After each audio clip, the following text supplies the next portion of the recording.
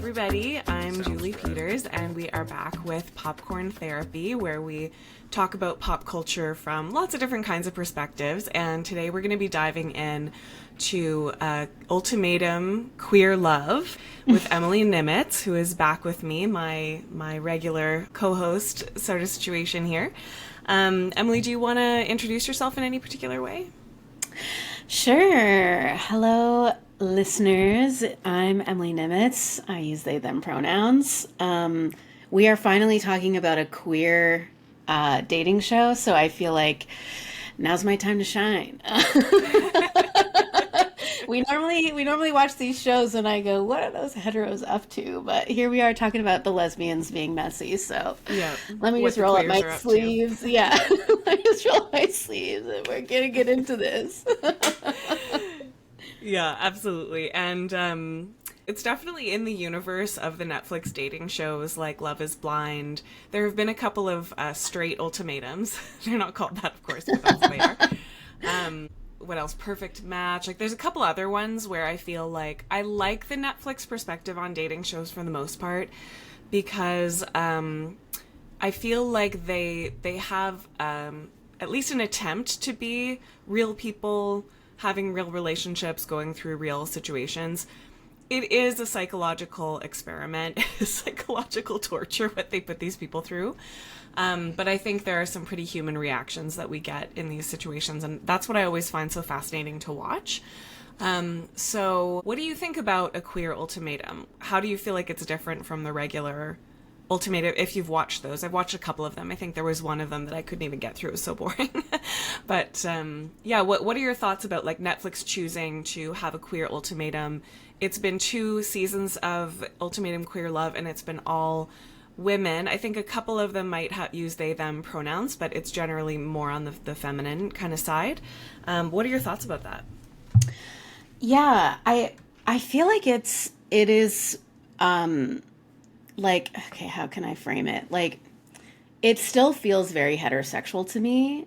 I don't feel like I'm really watching something tremendously different in most of the relationships that we're watching, like all of the couples that they've cast. It seems like they've done a job of casting where they do kind of cast these sort of like heteronormative couples. I mean, even just like the institution of marriage in general sort of is this hallmark of like heterosexuality. Of course, like, I'm not saying that queer people don't get married and don't want to or shouldn't want to, but I am just saying like it does sort of like connect itself to like heterosexuality for me in a way that like this doesn't really feel to me like queer relationships as I've known them and as I've like witnessed in my community. But that isn't to say that people aren't, out there doing that. But I feel like as a concept, it does feel still very heterosexual to me, even though they've inserted queer folks into it. It doesn't feel like they've really done anything to like queerify the concept in any way other than it being like all like one gender, or maybe not all completely one gender, but like all AFAB folks for the most part, which is an acronym for assigned female at birth. There's also a huge monogamy orientation, I think, with these shows in particular, and I feel like it's bringing up a bit of the whole concept of what heteronormativity is. And one of the layers of it, I think, can be roles that are played within a monogamous family structure. Mm-hmm. So there's a male or masculine person, there's a female or feminine person, and there were some conversations that came up in this show around that, I think, like who was masc and who was femme and what those roles meant and who's top and who's bottom and things like that, that are sort of related to it that I think are relatively problematic. I'm always kind of shocked on these shows where it's like, okay, the concept of the ultimatum in general, including for those that haven't seen it before, is that there are these couples where one couple wants to get married and the other couple does not or isn't sure or whatever it is. How to solve this problem? Go on a show where you break up for 3 weeks and date someone else. Like, to whom is that like a healthy way of like sorting out whether or not you should get married to your partner? It makes for great TV though. Like it's we talked about this as sort of like the dream of an anxiously attached person would be to to have your partner go and be with someone else and then come back to you and choose you at the end of the day. But it's incredibly triggering of all of those attachment wounds, I think, pretty much no matter where you come from.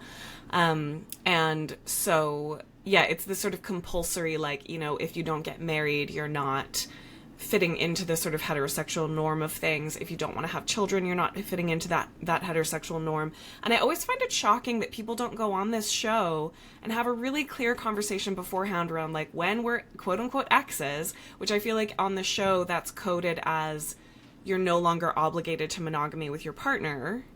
You can be with this person sexually if you want to. Like, I think the show sort of offers that in a really coded way, like, not explicitly. And I just can't understand why these partners don't say to each other, like, it is okay if you do this or that, or like, here's my boundary, or here's my limit with that, or whatever it is. Like, people tend to go into this experiment and then they're surprised that their partner hooks up with someone, or they're like, how dare you, like, make out with someone? That's a huge betrayal. It's like, what do you mean? Like, that is the premise of this show. Like, what did you think was going to happen, sort of thing. Which is also funny because I feel like, to your point of, like, the entire concept of the show being, like, not necessarily emblematic of healthy relationships, that's probably, gonna have, like, part of it is probably they cast people who are bad at communicating in their relationships, who are probably show hallmarks of, like, unhealthy relationships. And then, like, it's like, are they going to be casting people who are like, well, I think I'd be okay if you kissed, but right. those people are not going on this show. They're not thinking, ultimatum? Yeah, that's for me. That sounds like a really good idea.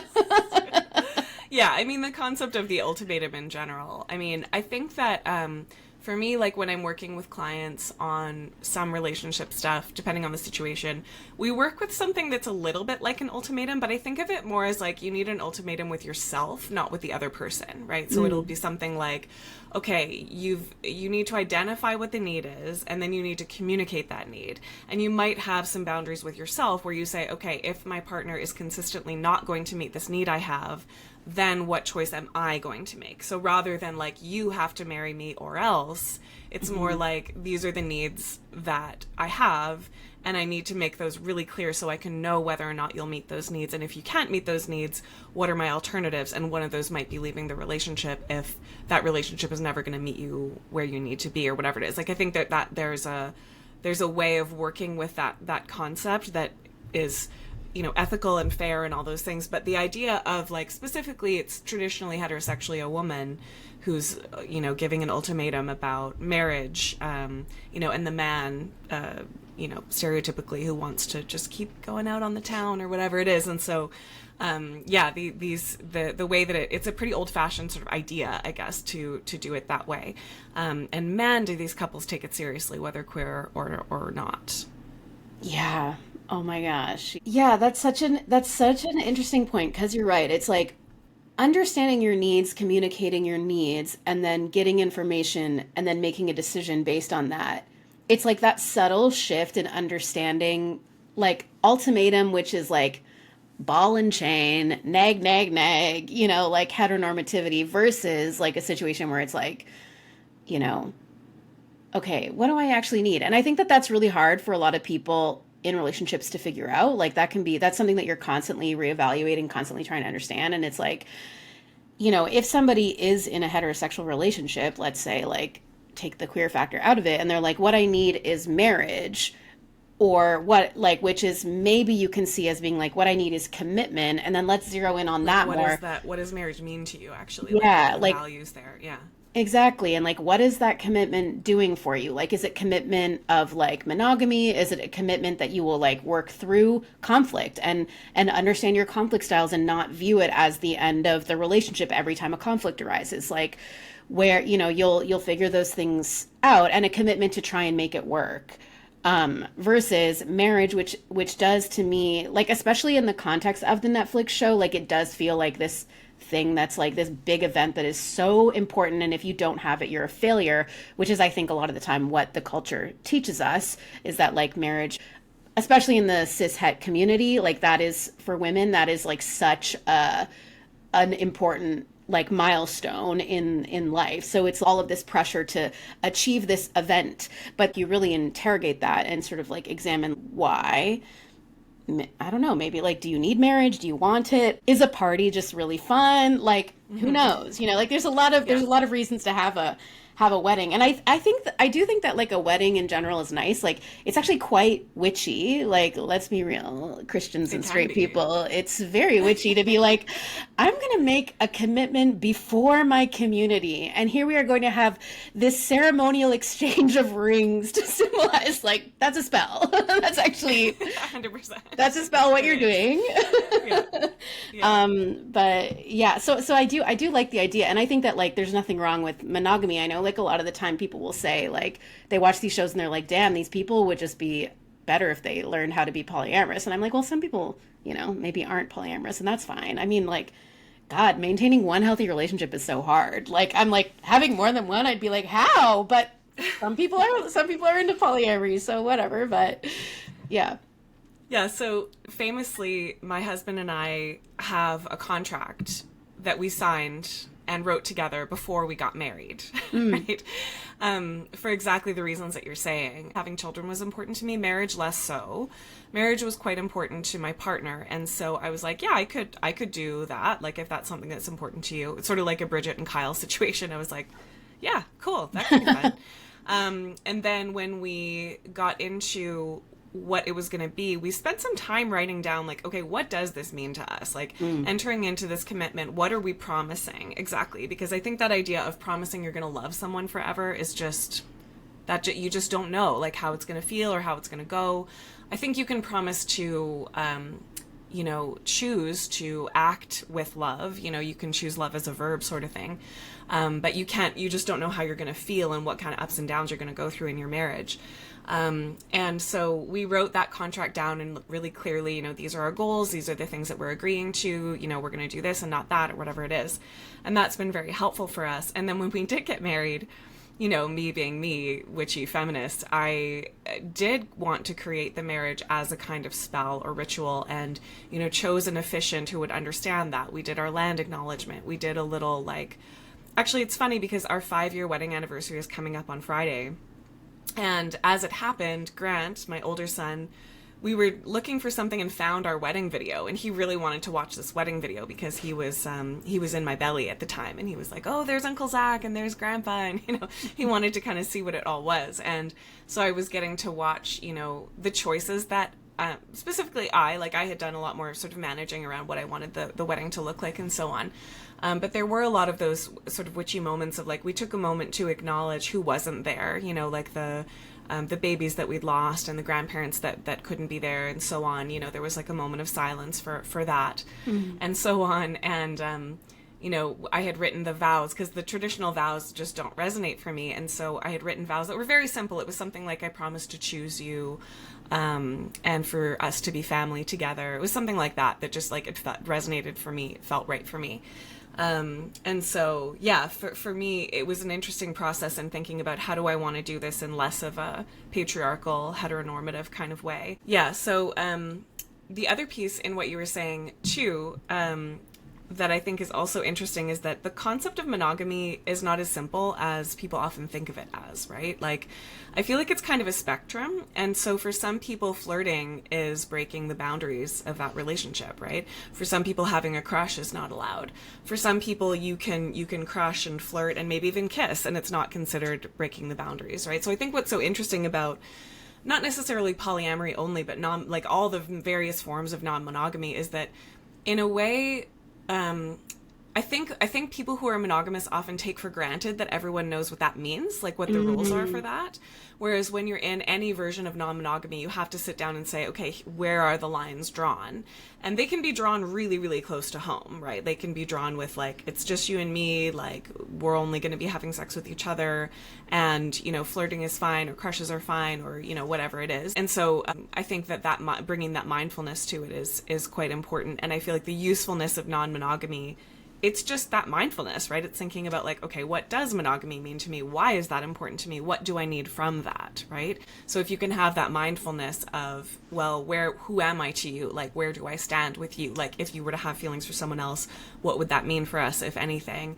And resolving all of those things can really allow for more space in that realm. And I feel like I agree. I think that they cast people who probably don't have very clear, good communication and are maybe working on their mindfulness. And I think there are some like mindful, thoughtful people on these shows for sure. But I think they want people who haven't worked out all of that stuff so they can create as much drama as possible.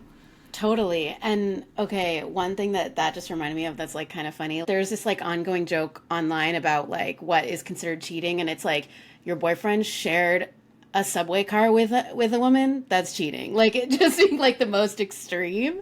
It's like that's all cheating. And I think it's such a good point. And that also reminds me of what was discussed in the finale, which I do think really comes up in queer relationships, which what is considered sex in a queer relationship? Like, if there's penetration, what kind of penetration? Like, does it involve toys? Does it involve oral sex? Does it involve like hand sex? You know, like there's all these different ways that sex happens in queer relationships. And it was interesting. And they kind of did it as like a funny bit of like, oh, look at all these crazy lesbians. Like they all have their silly little definitions. Har, har, har. Which I was like, who edited this? Like, I was like, if this wasn't edited by a queer person, this is homophobic. Like, what is going on? You know, like, what are the definitions? And it's clear that no one really works that out before, or at least the people kind of involved in that drama didn't really work that out beforehand, which I think is like, yeah, it's like if you don't, because I think like as a queer person, sex is such an expansive act that it can involve all kinds of things. Like sometimes you're just, you know, to quote Chappell Roan, sometimes you're a giver, you know, like right. That's maybe some people's role is they prefer that sexually. They don't like to receive any kind of sex from their partner. Like there's such an expansive kind of sex that is very different from like heterosexual penis vagina sex, that it's like, you know, it can involve all kinds of different things. It can involve penis vagina and be queer, you know? So like it's, yeah, I feel like it's interesting when you add that flavor to it. It's not just like what is monogamy, but like what is sex and like what are those boundaries? Sort of the laziness of heteronormativity, where it's just like, oh, everyone just knows what the rules are, even though no one's actually talked about it or thought about what that means to them. So let's just sort of remind everyone who the couples are, and I have a couple of other questions for you as well. So I think we had 6 couples. We've got AJ and Brittney. AJ really started out as seeming to create a lot of drama, and then was just, as I saw on the internet, someone said the least of our problems. AJ was like completely low drama later in the line. Like, oh, okay. Yeah. We have Mel and Marie, source of lots of drama. They are the two that I think they run a food truck together. So not only their relationship was at stake, but also their work and like identity and all kinds of things.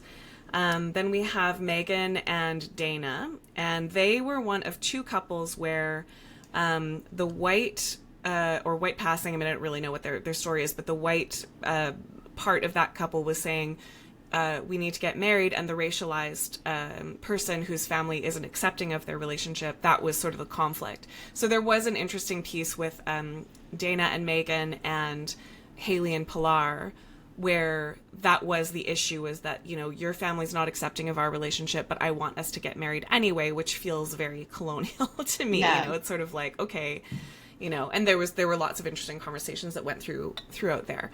Marita and Ashley were another couple. That's about all I have to say to start about them. They just existed also. Who am I missing here? Oh, of course, Bridget and Kyle, who are both artists, both just like, they both seem to have this kind of dry sense of humor. I actually loved them, and I'm following them on TikTok now, and they're very funny. Yeah. I love them. So Bridget and Kyle were there as well. And I think that was all the couples. Yeah. Okay, so tell me, important question, who were you drawn to? Like, if you would have dated any of these people, is there anyone that you felt like you would have been attracted to either sort of physically, energetically, or in terms of like how their relationship styles are. Like, what were your thoughts about that? Just initially, like first episode kind of thing. Like, what did you think? Were you like, ooh, that one's hot, or whatever it is? Did you have that reaction at all? I didn't really. Like, I wasn't like, ooh, this person's super hot. I think, like, especially right off the bat, I think probably like Bridget and Kyle, like, that's kind of my type, is like the low femme kind of on the mask butch side of things. I definitely identify as a mask for mask. Don't get me wrong, I love a femme too. I love a mean femme, but I do feel like the dynamics of the relationships was kind of the first thing that I sort of observed that like turned me off of like some of the people. But yeah, I would say the Bridget of it all, the Kyle of it all, and the Haley and the Pilar of it all were probably like four of the people that I was like, oh yeah, you're kind of cute. You have like a good vibe. But otherwise, like, I feel like the masks are always so charismatic that they cast on these shows. Like AJ was for sure charismatic. But like almost in a bit of a fuckboy kind of way. Yeah. So I was like, I don't know if I'm into that. That's did you have any like initial attractions? Megan for me was like, oh yeah, immediate attraction. And it was interesting to watch that play out because I don't think I really felt it for anybody else so much. I thought they were some of them were beautiful or sort of interesting people, but Megan was the one that for me, I was like, oh yeah, I can see like immediately I would be attracted to this person. And it was interesting to watch how that story played out because later in the line I could see, oh, that's the same thing that I get attracted to toxically in men sometimes, you know.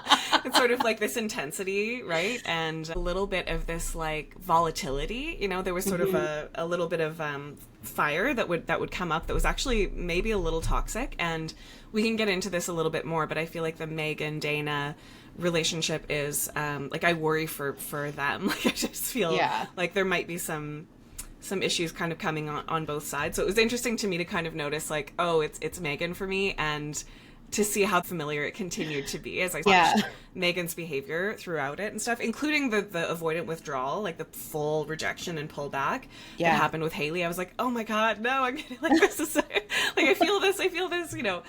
So it was interesting to kind of watch myself in that moment. But the others not so much. I mean, I think by the end I could see you know, certain relationships that clearly had healthier dynamics than others, you know, and how they dealt with the stressors and stuff that came up. So some became, I would say, less attractive to me. Yeah. But Megan was the only one that really, really caught my eye right at the beginning. Yeah. Yeah, it's interesting. I'm so curious about this casting process. Like, number one, what kind of queer people are signing up for this? And like, right. Number two, like how they filter through them, like, you know, the questions that they're asking and all of those kinds of things to like get this group of queer folks. Because I was like, who's going on this? Like, that's weird. Right. I was like I don't like anyone. Know, like, if you're at the point where one partner wants to get married and the other doesn't, and it's at the point of an ultimatum, theoretically you're already done, guys. Like, this is already, you know, you want to go in different directions, or like one's not ready or whatever it is. Like, you're already not doing so good. Like, you're almost at a bit of a stalemate, you know, where it's like, if one person is like putting their foot down and the other person's putting their foot down, it's like, all right, well, we got two stuck legs. They're stuck. You can't move I don't think you can really move forward. Legs. Yeah. In the potato bag race of relationships. Exactly. Yeah. So it was about halfway through. We had been texting as we were watching this show, and I had some predictions about what I thought was going to happen. So Marita and Ashley, I said no, thumbs down. I did not think that they were going to make it. And the dynamic of that relationship was really that Marita kept saying she wanted more romance.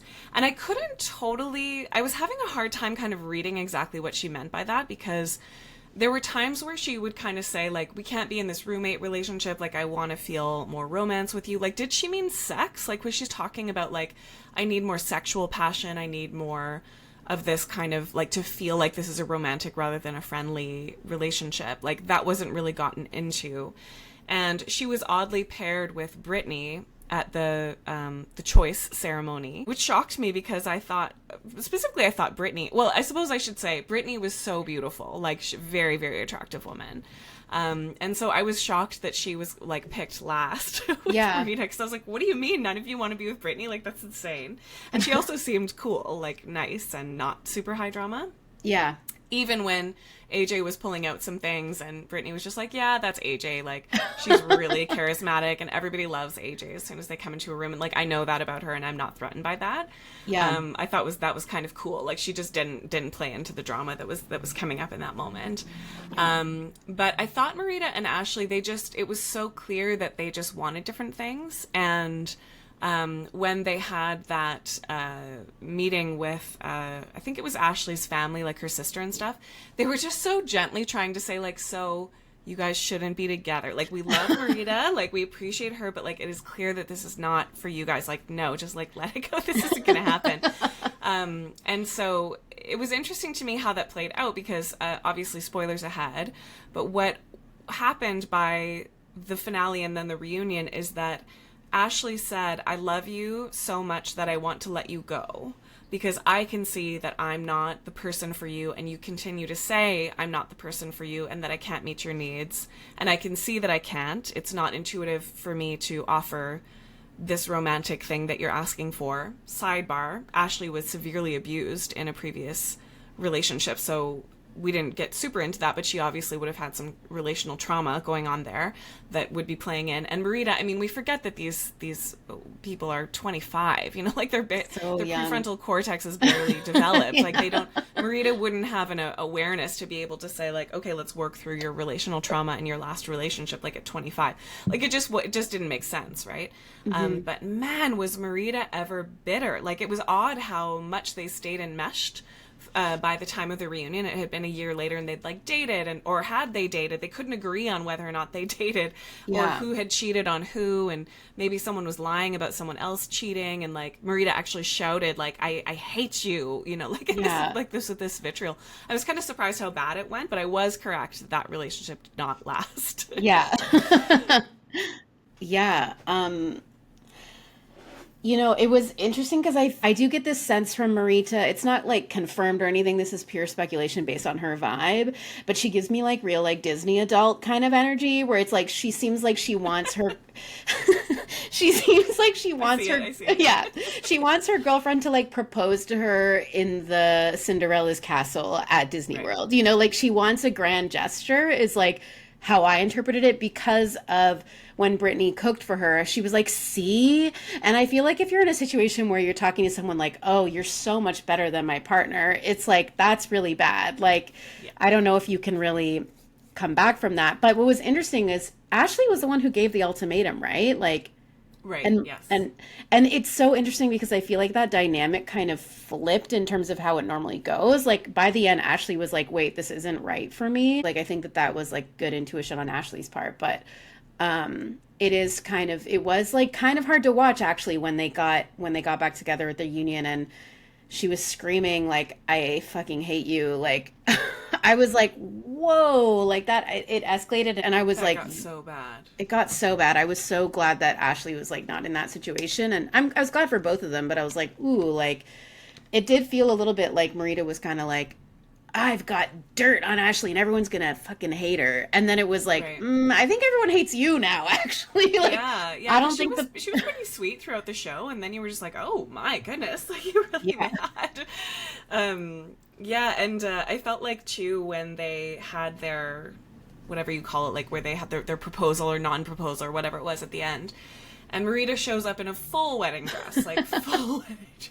You're just like, okay, it's clear what she's hoping is going to happen here. And then Ashley's in pretty much jeans and a t-shirt.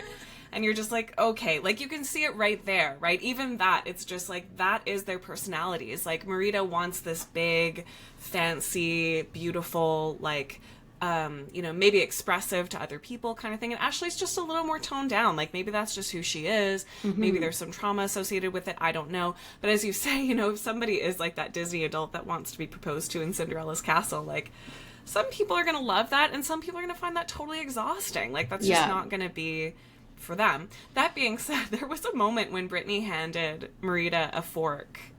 She was like, "You handed me a fork. That's so sweet." And I'm like, "Wait, where is your bar? Like, where's your bar for romance? Like, is it handing you a fork? Because if that's the case, Ashley can definitely do that." Yeah. But if it's proposing in Cinderella's castle, like, I don't know. Like, I feel like she wasn't able to sort of fully express, like, exactly what a romantic gesture was for her, or what would be enough for her. And then it is very much like, the anxious attachment will often want to hold on to someone just because of wanting to prove that you're loved, not because you actually want to be with that person, right? So for Marita not letting go of Ashley, and maybe Ashley not letting go of Marita, it's sort of like, it's actually not that they loved each other and wanted to be together, it's just that it would be too painful to accept that someone didn't really want you or whatever it was, because for someone who's anxiously attached, that would mean I'm not lovable, right? That's the core wound. Okay, so Mel and Marie are next on my list. So these are the two that have the food truck together, and Mel turned out to be a high source of drama. From really the beginning. I feel like Mel was really like, "Oh yeah, let's flirt, let's like meet some ladies here." Like, she really kind of put that on. And I think a few people were sort of feeling it for her. And Marie was interesting. I feel a little bit of justice for Marie. I feel a little bit of like, she had a moment where she sort of comes across as this really loving, nurturing person, but she said at a certain point, like, I'm actually a deeply, deeply angry person on the inside. And I think she had some maybe family trauma happening. Again, we didn't totally get into it, but she said a few times she was triggered by Mel being sexually with Dayna. And so I feel like there was an indication that maybe Mel had cheated on her before, but that was never expressed. So I'm not really sure what the whole story was, but she would say, "I'm triggered." And it's like, what's being triggered? Like, what is the thing from the past here?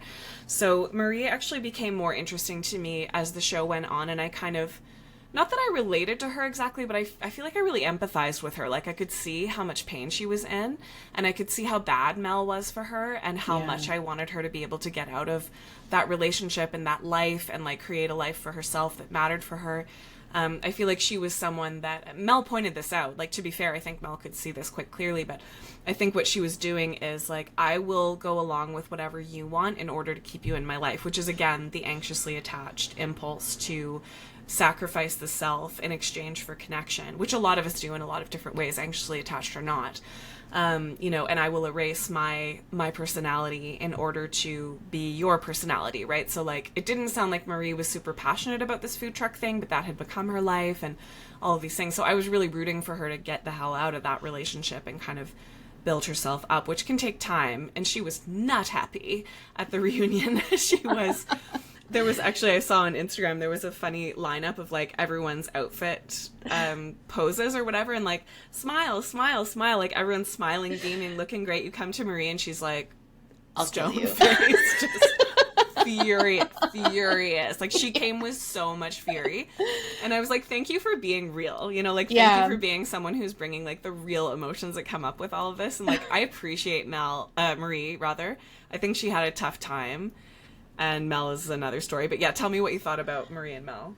Yeah. Oh man. I too also really felt for Marie. I was like, I kind of relate to, I've had a similar experience where I've like kind of had my life and my livelihood and my survival kind of tied up in somebody else's situation. And it is just so impossible to like even envision trying to leave that situation. Like, not even like if there isn't like a troubling dynamic, just like the idea of being like, actually, this isn't working for me, I'm going to make another choice. It's like, there's so much like administratively to deal with, to like have to find a new apartment, have to find a new job, all of those things, that it makes it so difficult to get out of those situations. And so I've definitely been there, and it is devastating, and it's really hard. And like, there is a sense of like, she was justified, and like, which she was, like, it does seem like it was really, oh my gosh, Mel, like, please, like, learn how to communicate. That was killing me. Mel really clearly had some family trauma going on as well. And there was that moment where Mel and Marie were talking in the kitchen, And Marie was saying, you know, I love you. I think we could really make this work. We could have this great life together. And Mel was saying, with her words, I don't think I want that. Yeah. I don't think I want long-term relationship. And she was saying, like, I don't think I deserve that. I think that because of the chaotic childhood environment I had or whatever, I don't totally believe in love and partnership. Mm-hmm. Which is, like, obviously that's coming from a wound. And she has the right to go and explore that and heal it if she wants to, but she has the effing right to not, you know, she has the right to say, I don't want long relationship, and for that to not be pathologized by someone and fixed by someone, right? Yeah. And so, you know, I've had experiences before where I've had boyfriends tell me and I don't listen, right? It's like, I don't want a relationship. I'm like, sure, but you do, you know, right. You do with me. Like, I can prove to you, you know, that I'm worthy enough for you to want a relationship with me, right? Like my anxious attachment coming out and saying, I can make this love work, even though you're saying to my face, I don't want it. That is not what I want from you. I just want to have sex with you and leave it at that. And I'm just like, sure, you know. Yeah, I'll make you love me. I'll make you love me, right? That's the life goal of someone anxiously attached. And, you know, to be able to let that go and say it is okay if someone doesn't love me, it is okay if someone doesn't want to commit to me, that takes a lot of therapy, you know, like that is not an easy thing to come to, and then still be willing to take the risk of loving. Mm-hmm. And I think Mel was saying, I am not in a place where I am willing to take that risk. And I feel like Marie, I kind of wish she had just heard that, you know, and just been like, that is just not Mel. That's not what she's going to do, right? And then Mel and Dayna had this really intense connection. And I feel like maybe partly for Mel, you know, it was coming from that place of like, what a great way to get the hell out of my relationship, you know? Yeah. When they got those matching tattoos, like, first of all, what? Like, that is an insane thing to do. So unhinged. It's so unhinged. And I feel like it's also this very physical, like there's something about that that's like, what is it? It's like this fork in the road, right? It's like this, I'm going to ink into my skin, painfully, the truth that I'm committing to this and not that, right? Tattoos are like, they symbolize commitment, right? They're literally permanent. To get them removed or covered up is like a whole second painful thing that you have to go through. And so I feel like it was almost grasping at a log when you're in a flood, like you're trying to grab onto something to like get yourself out of the situation that you're in. It was like grasping for, you know, get me out of here. What is the word I'm looking for? Like a life preserver, a life raft. My brain right now. Log. A life raft or a life preserver. Yes, it's like you're trying to grab onto that to get out of the flood of it. It was like Mel and Marie were so enmeshed, especially with their work, that there was no way out. And I feel like that was a way for both Mel and Dayna in a way to kind of escape. Like, whoa, that is just a wild thing to be choosing to do in that context, right? Like, I'm away from you for 3 weeks and I get a matching tattoo with someone I just met. Like, how much clearer could the message be that I don't want to be with you, right? Whether conscious or not, I think. Yeah. I do think that there is something, especially in certain kinds of relationships where it's like long-term lasting monogamy is the only way to have relationships. And it's villainized to like not subscribe to that unless perhaps you are like a cisgender heterosexual man of a certain era. Like, I feel like the bachelor male thing is like, it's kind of okay for you to be alone, but for folks of like other genders and like other sexualities, like it's not really something that is permitted. This will be a slight tangent, but I watched the F1 movie with my husband recently, mostly to find out, est-ce que les hétérosexuels vont bien? No. Which for those that don't speak French means, are the heterosexuals okay? And the answer is always no. No. And so I'll have more to say about this, but, you know, in that movie, it's basically the archetype of Brad Pitt, who is this lone wolf cowboy sort of character. And he sort of breezes in and he has relationships or whatever, and then he breezes out again. And by the end, he does not maintain any intimacy with anyone. Like, it's a very lone wolf kind of thing. And I feel like that's interesting as an archetype for men, because a lot of men are taught that's cool, that's good, that's how you win, that's how you be strong, is like not ever sacrificing a single thing for relationships. But in reality, I think a lot of men, maybe in this generation, maybe in a lot of generations, find they do that and they're cool, but they don't have the thing that all of us deeply want and need, which is connection, right? Yeah. Whether with community, whether rooting in that way, or romantic partnership, or whatever it is, friends, like chosen family. They don't have it because they're so armored to be cool, and they never have that vulnerability that allows you to actually connect with people, right? So it's such a cheap thing to sell, you know? Yeah. But I think in that sense, it's like, cis het men can get away with it in the sense of, you know, the Brad Pitt archetype of like, you can be cool, but are you going to be happy? You know, are you going to have that connection? Anyway, you know, there's more complications to that. And again, I think Mel has the right to not engage in relationships that way if she doesn't want to. You know, we all have the right to live the lives that we want to live and the risks that we want to take, right? Yeah, and I feel like there's something too, it's like, I forget how long they had been together, but like, again, Mel is somebody who's reads pretty young to me, and it's like, you know, she's a chef, I want to say 29 or so.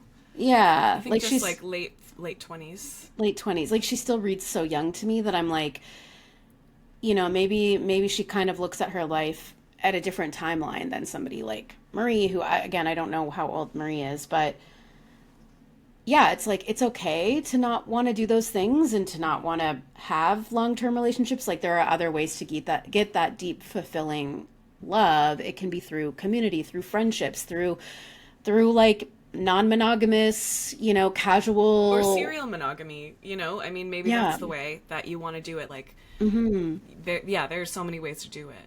Yeah. So it's like, yeah, it's interesting to kind of like consider those archetypes and how they're, because like I relate to that as somebody who's like, I don't really feel like very romantically inclined. Like, I'm not particularly like, oh, I really need to have a relationship. It's really important to me in my life. But alternatively, my friendships are extremely important, and my chosen family is extremely important. So yeah, a little bit different than the kind of lone wolf masculine vibe. Yeah, absolutely. And I think that's sort of an interesting thing, because that's one of the risks of marriage, right? Or long relationship, is that you have to, depending on your situation, sacrifice some things or compromise on some things in order to choose that as your partner forever and kind of move forward in that way, right? Like, if you're having that conversation of, I want to have kids, my partner's not so sure, somebody has to sacrifice something in order to stay walking the same path together. And it was an interesting thing to reflect on, because I did that in the sense that I moved to Edmonton, which I didn't want to move to, you know, to be with my husband and have my children and everything. And it was an interesting thing to reflect on, because, you know, I've made great community here. I have friends that I really love. I have work that really matters to me. And right now my husband is fighting for his life with my 4-year-old and my baby, so that you and I can have this conversation. You know, sort of like I took that risk, but, you know, we work together and so on. And like, I get my needs met still in this relationship, maybe because I've done a lot of work on getting good at sort of expressing them. And even in that moment, like, I was like, I can take the baby, like, let me take it. He's like, no, you know, yeah, I don't want to ruin your vibe here or whatever. And so I hope he's doing okay, but, you know, good luck to him. But, you know, that is one of the risks you take, right? It's sort of like, okay, if I'm going to commit to this person in terms of marriage, I need to know that this person is going to make space for me if I move for them, or, you know, if they move for me, like, I make space for them in some way or support them in some way. Like, you have to know that compromise is going to be there in order to make those kinds of major changes, because you might have to if you're going to be in a relationship that lasts longer than a year or two, right? Like, because things change. Like, sometimes you have to move for work or whatever it is. Like, challenges will come up. And so I feel like there is a fair resistance to marriage that comes up for some of these folks who are, again, coming back to that question of like, what is this going to mean? Like, what am I going to have to sacrifice if I'm going to marry you, right? And Mel didn't want to take that risk and make that sacrifice, and that is her absolute right. To not be forced by someone that like, oh, but you do, you know, don't be ridiculous, everyone wants this kind of thing, right? Devil Wears Prada, don't be ridiculous. Yeah, Everybody wants this. Yeah, that's such a good... That is not true. Not for everyone. No, totally. And it's interesting. I've had situations, more than one actually, where people who are in committed relationships come to my house and see my life, and they're like, wait, you don't have to have anybody around you. And I have witnessed breakups from people witnessing my single adulthood being like, this is an option for me. And I'm like, it is. And it's an option that I enjoy. Not that I'm like proud of breaking people up. I don't think that's why. But I do feel like some people see that and they're like, oh, I didn't consider that as an option. Like, I just thought like heteronormative relationships was required. But sometimes they're like, wait, so nobody else is in the kitchen when you're in the kitchen? And I'm like, yeah, it's we talked pretty about this great. a little bit too in the Materialists podcast that we did around how we are in a generation where women really don't need men the same way that they used to. Obviously, the wage gap is still there. There are still patriarchal pressures, all of those things. And for the most part, women and, you know, non-cis het men or whatever it is, like, they don't need men to, you know, have the credit card. Like, credit cards for women only became legal in the 70s or something like that. Yeah, I think, 1975. You know? Like, you would be so locked in financially with someone that you couldn't leave even if there was abuse or whatever it is. And I think, you know, even today there are sometimes people get entangled and it's like, I know I want to leave for emotional reasons, but, you know, whether we have kids together or we have this house together or I couldn't afford, you know, the rent in this city, you know, by myself or whatever it is, like all of those pressures are still present in a lot of ways, but less than they've ever been. And I think that you know, women and other genders, you know, have more freedom and space to choose to not do that heteronormative thing. Which again, you know, me getting married, it was like, I don't know, am I going to be trapped in this thing I don't want to be in? So if I'm going to do that, here are the things that I'm going to need. Here's what we're going to lay out in the contract. And even right now, it's sort of like, well, working is still going to be important to me, even with having kids. Like, how can we sort of negotiate around that? Whether it's, you know, we're paying for childcare more, or you're helping out more, or whatever it is. Like, these are things that I've been very mindful about because marriage can be entrapping, right? Mm-hmm. And you don't have to. You just don't have to, right? Yeah. Like, it's just not. If you don't want to, you don't have to. Oh yeah, 100%. Yeah, Tell the Bees, who's this amazing creator on YouTube, TikTok, Substack. His name is Josh.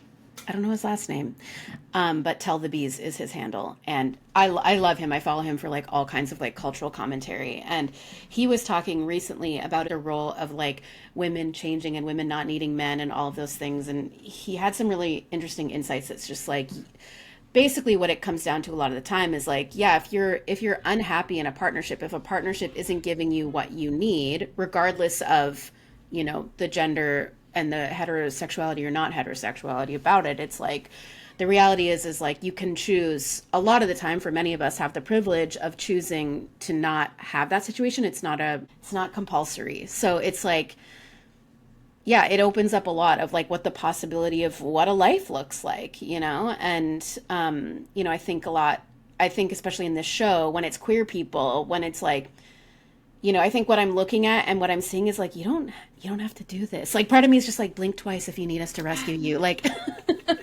totally. Like, you don't need this. Like, come on. You want to live on a queer commune with all your friends and you raise chickens? Yeah. Post-apocalypse. We'll see you there. Yeah, totally. So Mel and Marie, my prediction for them, if I didn't say this already, was that they shouldn't stay together, but that they would stay together. And that is what happened, actually, because of, you know, I think all of the things that we were talking about, that compulsory heterosexuality, that anxious attachment, that, you know, they're so enmeshed and so entangled that they couldn't sort of break apart. And so I was kind of happy by the reunion that they had broken up, though, you know, obviously there was some contention. I thought, you know, good for you guys. Like, you actually made it apart. Like, however painful that was, it's going to be so much better, probably for both of them, to not be together, because that wouldn't have been good for them. Oh yeah, and like that whole that was the one with the candy ring, right? With the ring pop. Oh, never give a candy ring. Oh my God, never give a candy ring. Like, we just went through this with Materialists and the flower daisy ring or whatever. It's like, guys, that is not cute. Like, it just isn't cute. The whole time when it was happening, I was like, oh, Mel is gonna break up. Like, you're gonna break up after this, because Mel was like, I'm not buying her a ring. Like, well, and the thing is, the show gave them fucking rings. Like, the show was like, here is a diamond ring, or whatever it was, that you can give to your partner, and Mel's like, I'm gonna give you a ring pop. Like, I don't even know what was going through Marie's head in that moment, but I would hope that a part of her was like, what the absolute fuck do you think you are doing?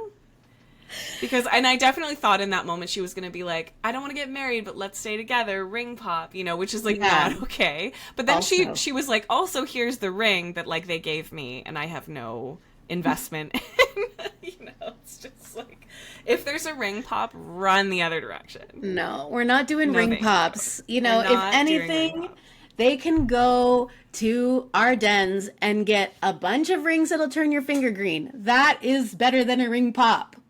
So much better than a ring pop. No. If you're 5, cute.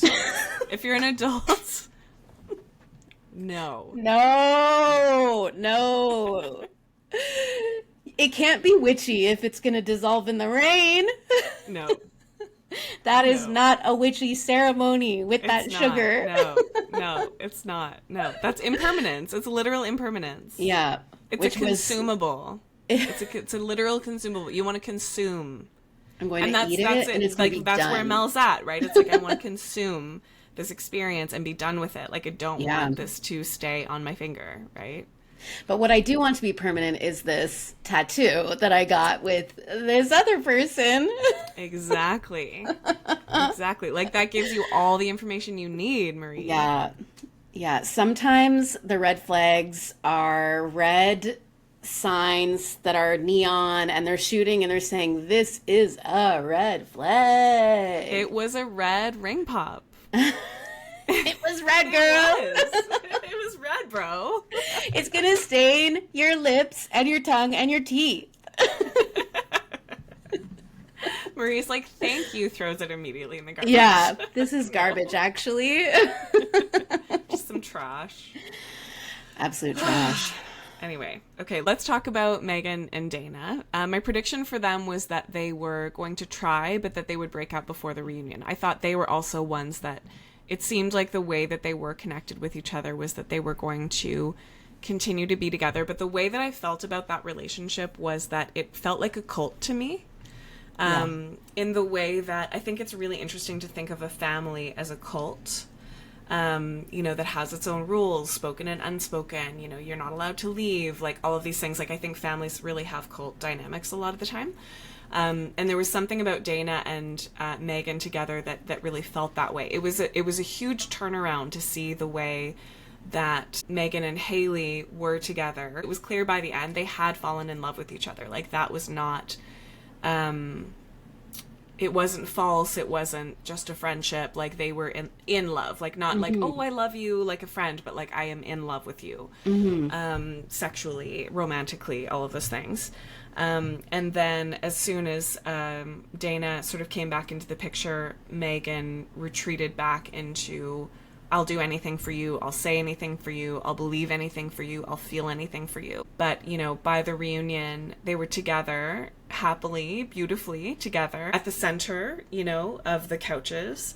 And Magan, I think, had her arm around Dayna and just kept, like, her lips kept moving, like pursed lips, chewing her lips, like this kind of thing that Guided Inspiration, who often does the Love is Blind body language analysis on Instagram, I haven't seen her say anything about Queer Ultimatum, but that's the sort of thing that she would have pointed out before, is like that suppressed speech. Like, when you see somebody purse their lips like that, there's something that they would have said, but they're not saying, they're pulling it back.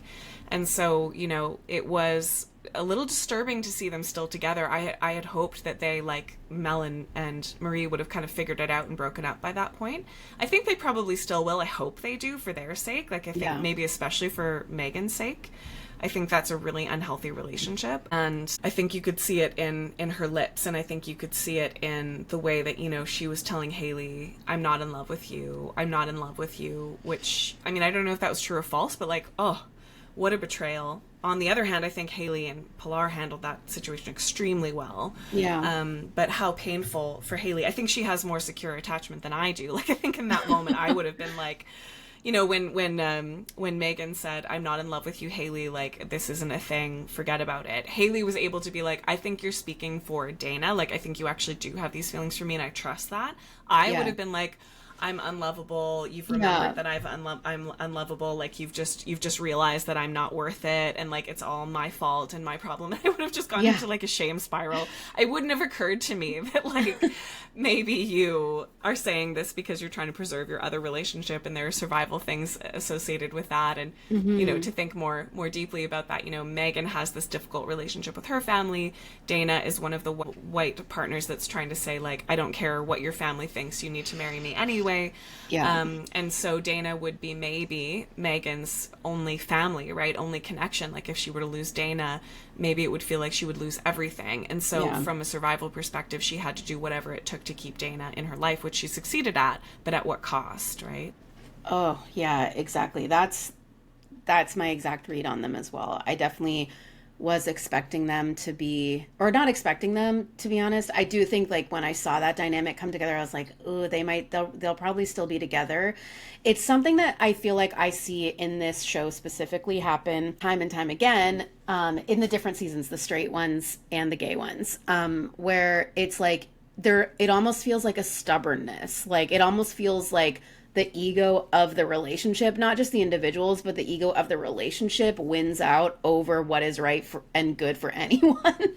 Like watching Magan get so angry at Dayna when Magan had also slept with Haley, like that was like really like stressful to witness. And I'm just like, wait, like what do you mean you feel like you did the same thing? Like that was all very hard to watch, but it did feel like the dynamic of the two of them, it was like they wanted to come back and just prove it to everybody that they were right and they are right for each other and they're so good together. And this is also one of those couples that I feel like when I watch them, they seem very like there's a heteronormative kind of dynamic to me that's at play, like that there's like a very femme person, a very masc person. There's very similar dynamics within those gendered roles. And, you know, it's like that thing, like that queer joke that's like people going, oh, which one's the man and which one's the woman? And it's like, neither of us. Like, that's not how it is. We're lesbians. Like, the point We're is that human. there We're is, human beings, we're actually, as it humans, turns we're out. lesbians. The point is that there Yeah. is no man in this relationship. Like,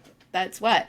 And when I look at them, I'm like, oh, like they, you know, there's like that, they have that hetero dynamic that is, you know, that thing that I think that a lot of like people who are not experienced with queer folks, like they would sort of think of that as the example of that. And I do feel like there was like power shifts and like, I don't know if I would call it capital A abuse. I'm not like, you know, qualified to kind of make that statement, but like there was like some really dicey dynamics and power on both sides.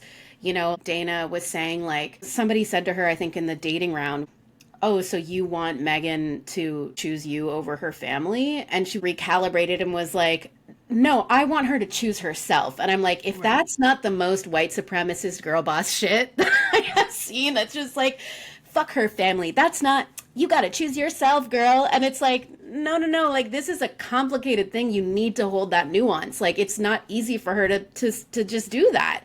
And it might be easy for some people to leave their family and be like, I don't, that's not for me. But there's this cultural difference that happens relationships with racialized people, that it's like that's a cultural difference that you're not, it doesn't even seem like you're acknowledging it, or like under Yeah. that you just like don't understand it and you think that it's not, it You're doesn't just like, matter. that's not a problem I have, so therefore you shouldn't have it either. Yeah, and I just like I really was like, I think that's the thing about Dayna. When you asked me like who I thought was maybe like cute, I was like, I think I would normally find someone like Dayna kind of cute from the jump, who's like a mean femme, because I love a Hmm. mean femme. But I think that I saw that so early on that I was just like, no, like no, no, no, no, no. You don't. Right. It doesn't seem like you're really here for your partner, for the person in front of you. You're here for the idea of the relationship, and that's what won out in the end, is this idea of the relationship was the thing Right. that was most important, not the individual before you, which is objectifying, and it's icky.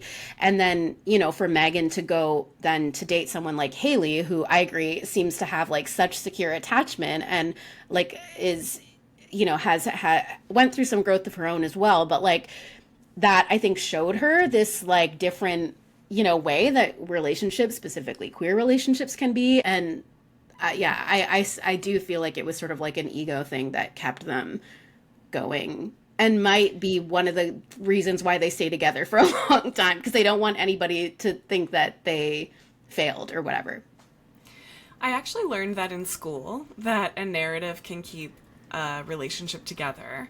And the way that I learned it was that, people who get married for religious reasons will tend to stay together longer because they see the institution of marriage as a separate third thing that they have to uphold or play into, or whatever it is. Like, the marriage itself matters in a way that's separate from the two individuals.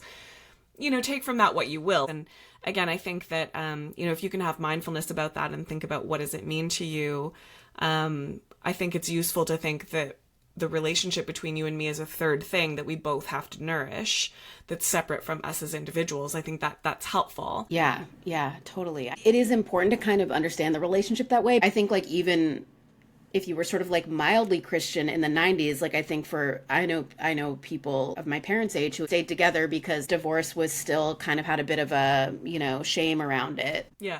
Staying together for the kids is a narrative that was really, really strong for a long time. And I think it's less strong now, because I think people are recognizing that getting a kid out of an abusive household is way better for that child than the parents just being together, right? Yeah.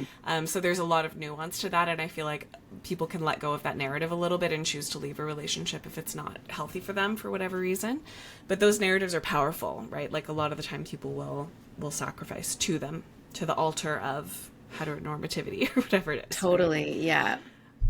So let's go to Haley and Pilar. And so, my prediction for Haley and Pilar was a no. I just thought, no way is a 10-year-long relationship for 20-somethings going to survive. Like, I just couldn't wrap my head around the idea that... So that means that you've been together since you were, like, 18. Like, from 18 to 28 or 29 or however old they were, like, that 10 years is a massive amount of change. Yeah. For a person. Like, you were a teen to an adult. Like, that's a major, major change. And I think it's so unusual for relationships that begin in late teens or early 20s to sustain into adulthood, into a marriage. Like, it's just unusual. It's not that it doesn't happen. It's just for so many reasons, you're going through so much change in your 20s. It's just usually that's not how it goes. And there were people who were saying, I think Haley and Pilar came on here to get out of the enmeshment of that relationship. And I thought that makes sense just from a statistical perspective. I was wrong, and I've kind of changed my tune. Like, by the end, seeing the way Haley and Pilar talked about what happened, Haley immediately told Pilar, I did fall in love with Magan, and I don't know what that means for us yet, but I still love you. It hasn't changed the way I feel for you. And I feel like those two would do polyamory well if they wanted to, because they both had this clear intuition that love is not a limited resource. Like, you can love someone else and it can actually not change your relationship with your primary partner. Like, it doesn't have to threaten that unless you're making different kinds of practical changes around, like, I'm going to live with this person now or whatever it is. And I feel like Pilar was able to really receive that and, like, have her feelings about that, and Haley was able to hold those feelings without getting defensive, and they were able to kind of work through it in a way of, like, let's sort out together, like, what that means for us. They didn't quite resolve the white partner with the racialized partner around Pilar's family not being accepting, and that's why she didn't want to get married. And I don't know. I mean, I just felt like Haley didn't have the same kind of pushiness that some of the others had. Like, she seemed to just kind of be holding that relationship a little bit differently. And I'm following them on TikTok now, and they're quite cute. And, like, Pilar's family actually has apparently come to accept Haley a little bit more, and they both have come forward a little bit more, and, like, this, this is what I want, this is who I am, and so on. So that actually, it took a turn I wasn't expecting. I just thought, like, there's no way that these two are gonna want to stay together. They just must want other things with their lives. But I guess that was just my expectation, and that's not the way it went for them. No, totally. I was like that too. I was like, oh, they're definitely not staying together on the first, when we kind of met them. And then by the end, like, watching the way that yeah, like how you're describing when they had the conversation around, like, Haley developing feelings for Magan and all of that. Like, it was like Pilar was still, like, emotional about it, but it wasn't like, you shouldn't be, or, like, there was no, like, yeah, it was just like, yeah, it's hard to hear that. Like, it is hard to hear that. And I feel like it was just such a great example of like a healthy dynamic that I don't know if Netflix has really ever seen anything quite like that. Like it's like I don't think we've seen that on any of these shows where people are just like, it hurts, but okay, you know, like we haven't seen the straights doing that so much. No. In the other ultimatums, I don't think. I mean, I could be forgetting something, but yeah, I can't think offhand of. Yeah, just that ability to be like, it is okay for you to have your feelings. It's okay for you to be mad at me or sad about something that I've done without it being this like big defensive, you know, we're going to break up, or it's going to be like this huge drama sort of thing. Yeah. You know, like I feel like they just handled that so well, and that continued on throughout, you know, what happened next. And, you know, in polyamorous relationships, you'll often see, you know, I think Pilar said at a certain point something like, it's hard to see my partner heartbroken about someone else.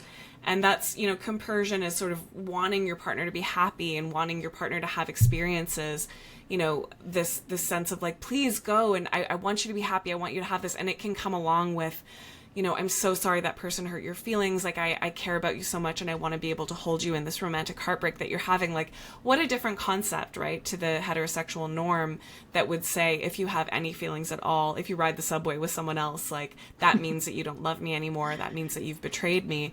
And I think, yeah, Pilar did such a good job of like, I care about Haley. Like, I care about how she feels. I feel anger at Magan about betraying her, you know, like, because there was, I don't know if that's secure attachment or what it is, but I feel like she just could get that, like, it actually didn't change how Haley felt about her, and it didn't change her feelings for Haley. So she was able to be there with her own feelings, and also part of those feelings being, it's hard to see Haley hurt by someone. I don't want that for her, you know? So I don't know that they want polyamory, like that's a whole other concept, but I think that if they were to do it, they'd be fine because they know how to have those communications, have those feelings, and sort of prioritize each other in terms of that, as opposed to it being all about sexual monogamy, right?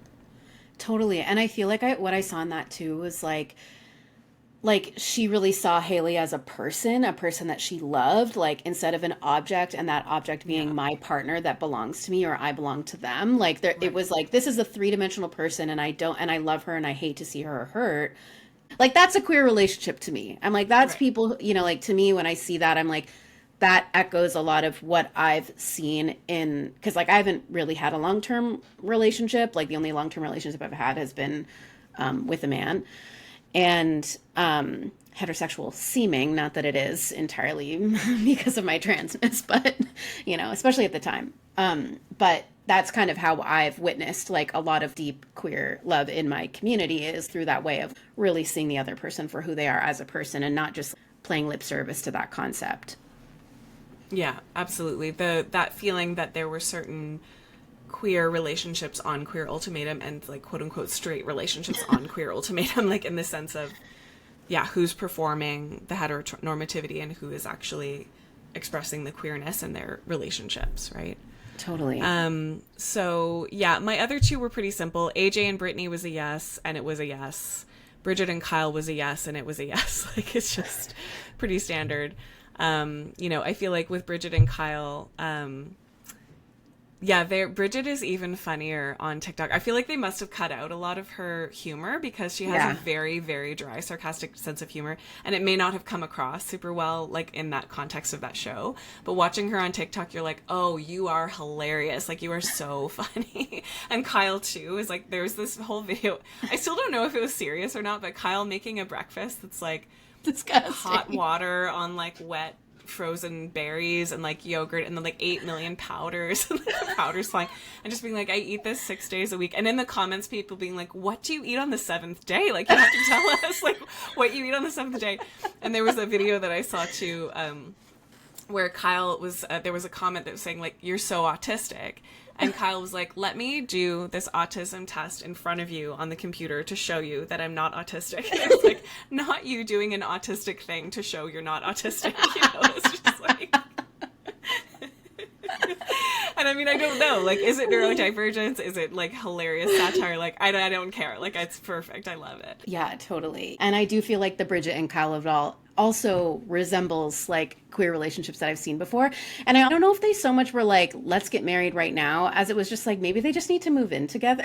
Like, the fact that they were like, we don't live together. I'm like, y'all need to live together before you want to get married. You need to like live together in a union, see if it works, because that's just the whole. You don't know if you're gonna like all those powders on your cereal with the frozen berries. You Like, gotta can live with decide. someone who puts 800 powders on their yogurt in The the morning. collagen, the protein, it tastes disgusting. I was like, oh my When god. the powders were flying around, I was just like, I can imagine myself choking on it. Like, I'm someone that puts a lot of powders. It's actually so similar to my breakfast. It's like, it'll be like yogurt with like hemp seeds and flax seeds and walnuts and like chia seeds and like all kinds of, like, I love the seeds. I love the, Yeah. you know, Gotta seed cycle. Gotta do it. seed cycle, exactly, yeah. And my husband is always like, can you rinse this? Like, the flax seeds stick so hard to the bowl. Like, And this is the thing. Then that's how you know it's working in your system, because it's sticking to the sides and it's smoothing everything out. It's good for you. I was saying the other day, completely like tangent, but I had made overnight oats and we were having a conversation about overnight oats. And like the third day of it, I messaged my friend and I was like, I feel like I'm like at the slop gruel factory and I have to have my slop gruel from the fridge that I prepackaged and it's so disgusting. And I'm like, it's time for my bowl of cement now. gruel, yeah, it's my gruel, like. Yeah, breakfast doesn't have to be like that, right? Like, you can taste good for breakfast. The queer desire to have slop gruel. The queer desire for powders. And the witchy desire for powders too, right? Are we not concocting? Are we not like, that is when I a make my spell. overnight oats or whatever it is, and I'm just like a little this, a little that, shake, shake, shake, cinnamon salt, blah, blah, blah, blah, like, And then overnight, I should be setting my intentions. But like, this is, I will soak my intentions into my overnight oats and eat them in the morning. and in the morning, the spell will be smooth move. The spell is for smooth boobs.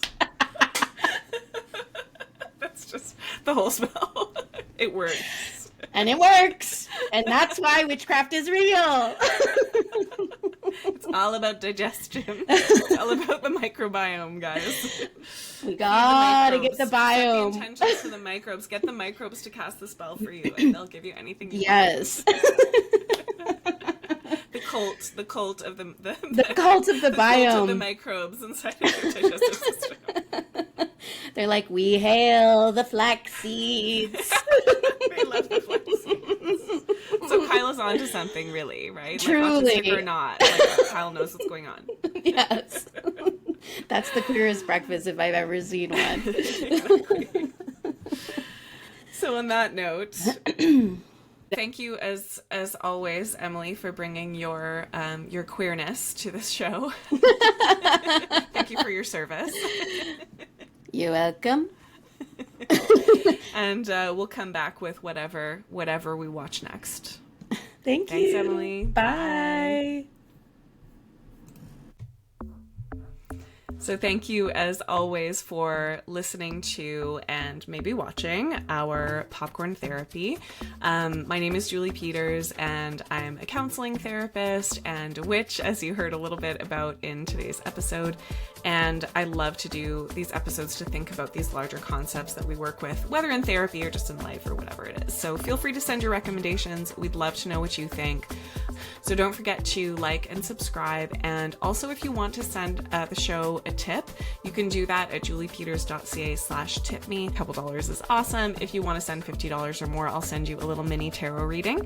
You can send me a question if you want, and I will be happy to send you that. I also have a new book that has just been released called Maiden, Warrior, Mother, Crone, published by Verbena Books. You can get it now. You can get it anywhere you get books.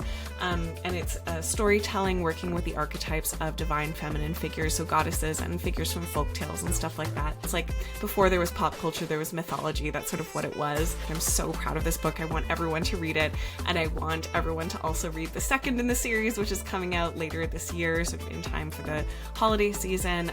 So pick that up, write a review, share it, all of those things. And if you want to learn more about me, you can go to juliepeters.ca, and I'll post in the show notes different places that you can follow me and Emily and also support what they're doing.